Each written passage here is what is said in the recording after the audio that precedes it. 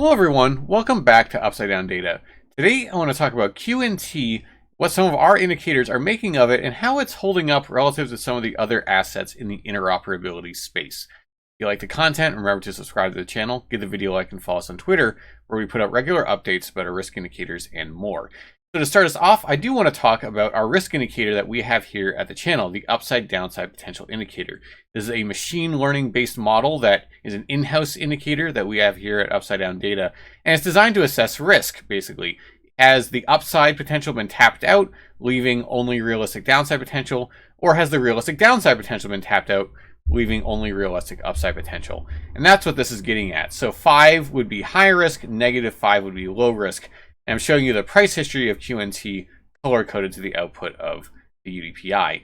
And you can see it does a good job of quantifying or identifying these low-risk points where accumulating QNT has been advantageous, as well as these high-risk points where distributing QNT has been advantageous. And I'm showing you the long-term version of the UDPI, which cares about moves that play out over months to years, a more macro-focused indicator. And I'll show you in a minute our medium-term and short-term versions as well. So what you can see is that more recently, we've been in this pretty oppressive drawdown from the all-time high that QNT had put in back in the fall of last year. And we had re-entered the green zone. And actually, if I flip over to just the raw output of the UDPI across time, we can see that we actually hit -3 on the UDPI and had a bounce off of that back in January. And you can see that showing up here as well, where this -3 level has often acted as support, just like it did here again. This has been kind of an important level for QNT. You know, dipping a bit below it here, but then bouncing off of it a couple times here, bouncing off of it a couple times here, a little bit below, then back up. This general range has oftentimes acted as this reversal point for QNT, and this time was no exception. And now we've been realizing some upside potential. You know, QNT was up as much as 91% from the absolute lows it had put in back here. Not a bad rally. But yet, there's still quite a bit of upside potential that the model thinks is realistic. So going forward, you know, if this rally is able to continue, and I think if broader market conditions remain bullish, I see no reason why it can't, I'm going to be looking for around this level on the long-term UDPI as being a place that might be important. Because you can see 3 times in the past, this zone between 1 and 2 has been a place where we've gotten a reversal. We've gotten rejected. You can see that here, here, and here, where the upside is kind of petered out at those points. Even though there was more realistic upside potential, QNT wasn't ready to realize it yet, consolidated. And really with this being that big breakout movement that we had up into that all-time high. So I'm going to be watching this again, and I think this is the level I'm going to be watching as being very important. I think if we just keep on going up, I'm not going to be too concerned. Until we get here, then I'm going to watch what the UDPI does. If we get a reversal, then I would think that the upside is probably coming to an end, because that's what's happened 3 other times in the past.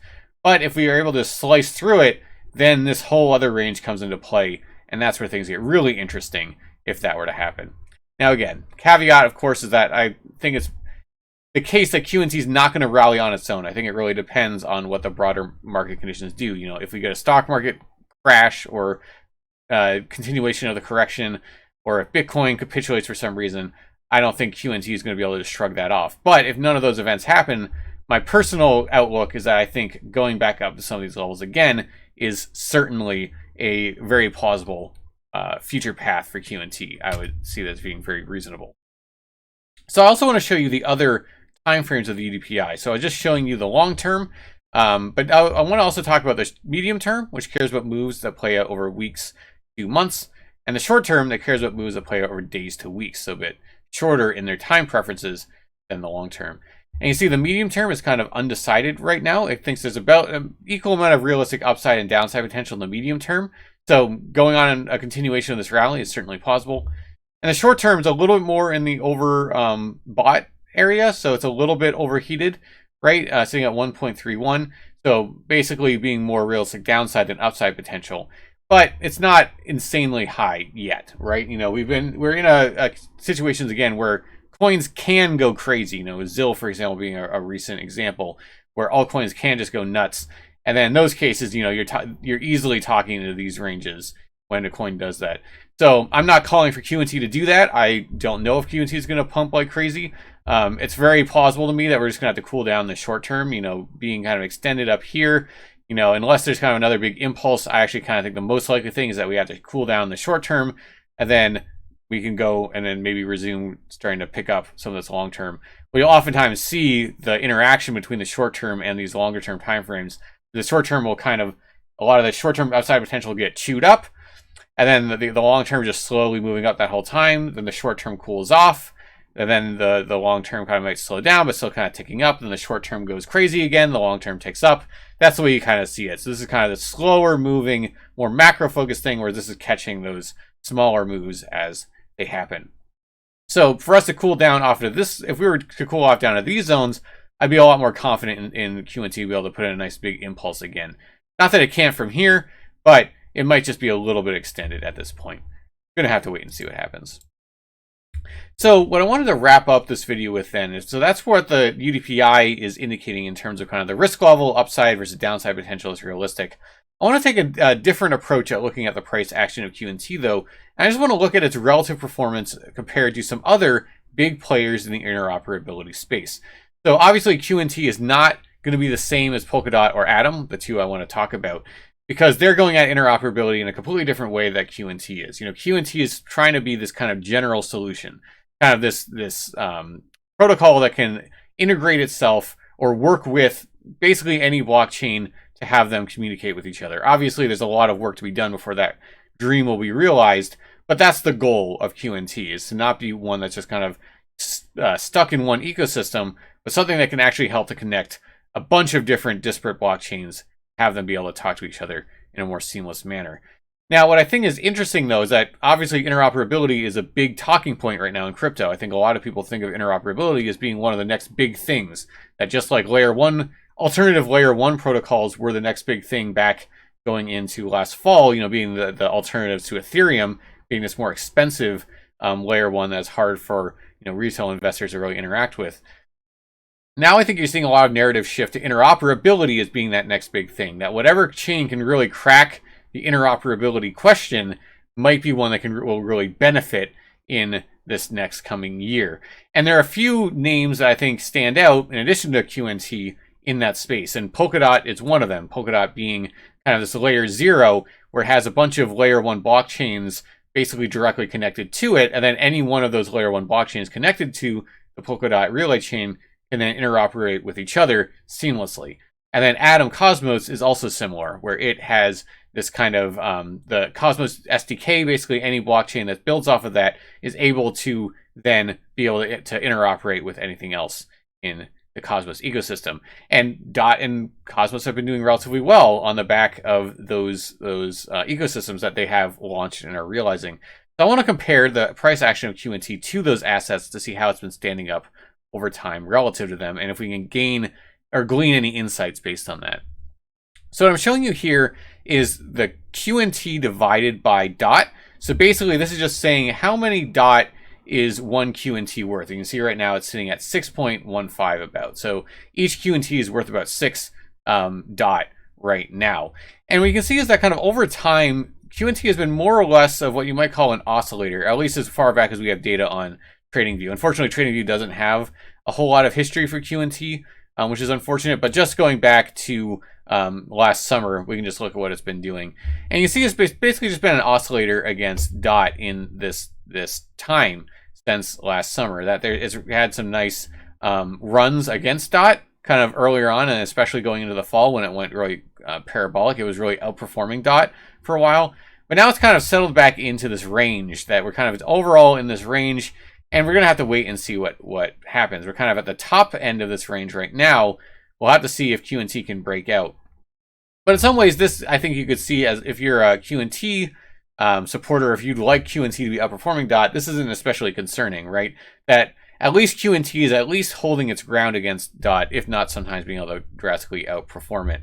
I think that's what you'd want to see. It'd be concerning if this is just a massive downtrend, because that would suggest that Dot has been consistently outperforming QNT. That's not been happening. So that's good news. It means it's at least keeping pace in price action terms with Dot in a kind of a relative competition base, if you consider them at least somewhat competitors in the interoperability space. Although obviously they're very different protocols trying to do different things and approaching that interoperability question in different ways. Now, the other asset I want to compare QNT with is Atom, or Cosmos, Atom being the native token. And here is a bit of more of a concerning graph, at least right now. You can see that kind of from the beginning here has been just kind of just an oscillator holding steady, but then really kind of going into January, it really kind of got trounced by Atom. Atom actually had a really good time during this time. It actually ran up to retest this all-time high during this span here, whereas QNT was not doing that at that time. So that's why we're getting this big drop off here. And now we're just kind of consolidating in this range again, where QNT has kind of more or less been around 4 Atom. So each QNT being worth about 4 Atom or something like that. So again, it's not an especially concerning graph yet because, really it's not a huge macro downtrend or anything against Cosmos. And again, this is obviously just looking past at the summer. So it's not talking about what's happened before then. But if the past year is more diagnostic of what's going on now than previous action, this probably makes the most sense to pay attention to. And so I think if you're a QNT supporter and you'd like to see it outperform Atom, you'd really like to see it get back up to reclaim some of these ranges up here. What you'd really like to see is QNT have some strong price action while Cosmos doesn't. And that would allow QNT to kind of get back up to retake some of that share. And again, I'm not trying to say these are direct competitors by any means. They're certainly not. But if you want QNT to be gaining the most out of the hype for interoperability, then you would like to see it being gaining on these other kind of names that are coming up in the interoperability space. Because that's the way these narratives tend to work in crypto, is that really the hype gets away from the fundamentals.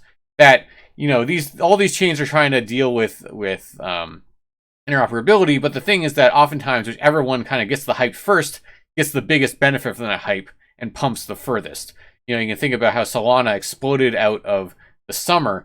It kind of sucked up a lot of that early hype about being an alternative layer 1, and then a lot of other layer 1s pumped after that, but a lot of them didn't match the performance of Solana because the hype kind of gets diffused at that point. It'll be people taking profits off of the front runner and then kind of spreading it out over the competitors. If you're a bull on QNT, you might want the QNT to be the first one to go. It kind of sucks up all that hype liquidity, and then it's able to appreciate its price the highest. So just another thing to keep in mind, that I think it's useful with crypto assets to not only look at their price action on their own, but also just think about how they're comparing to other relevant assets. And if it looks like they're getting trounced by those other relative assets, it kind of makes you have to reevaluate and think, is it really best to be in this asset or in one of the competitors? But if it's holding up just fine, and what we're looking at here, I don't think QNT is getting trounced particularly by either of these, if you want to call them competitors, then that's a different perspective. And certainly if you see it consistently beating those competitors, it can give you more confidence in staying with the original asset. All right, so obviously none of this is financial advice. You should make your own decision, own investment decisions. But these are just some things that I've been thinking about with QNT recently. All right, if you like the content, remember to subscribe to the channel, give the video a like, and follow us on Twitter. And remember, with UDPI, we're all going to make it.